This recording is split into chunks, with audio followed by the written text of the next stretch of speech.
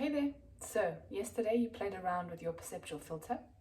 Now it's just basically to demonstrate to yourself the control that you have over how you see the world around you and how you process the information that comes in. Okay, you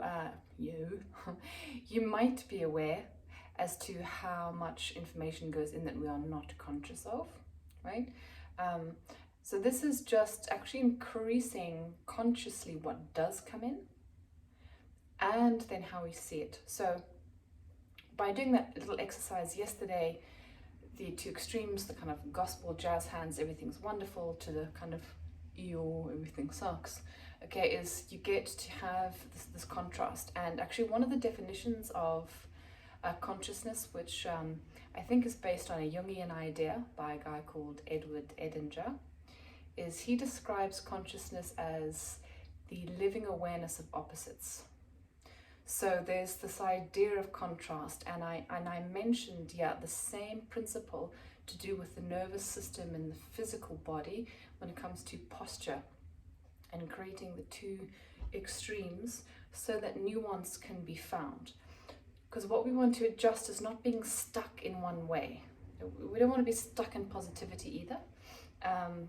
That doesn't help you, just as in the same way being stuck in negativity doesn't help you.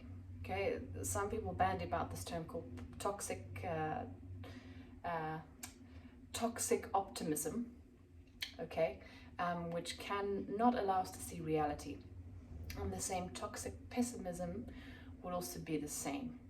So we want to find the midpoint, and when you are in that midpoint, you actually get to hold on to more of your emotional energy, because you are not expending lots of joy, and you're not expending and being consumed by sort of pain and suffering. So you are aware of things being potentially beautiful and potentially awful, okay, but you are in the middle and you are holding that space in the middle. Of course, beautiful sunset, you let that beauty in, okay?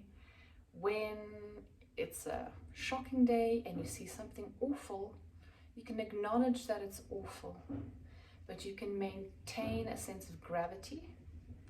Gravity, what am I on about? Gravity.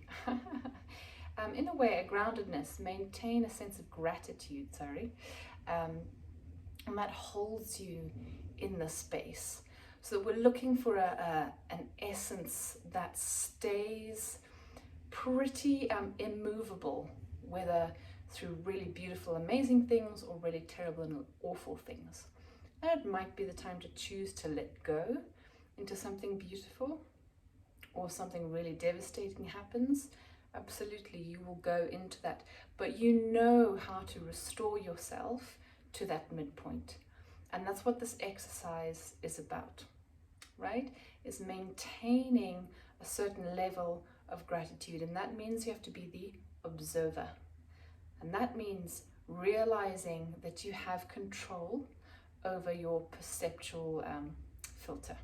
So that is today's lesson on the journey of gratitude and accessing positive emotion, holding a still space and being the observer. Thank you for watching. We shall see you tomorrow. Bye.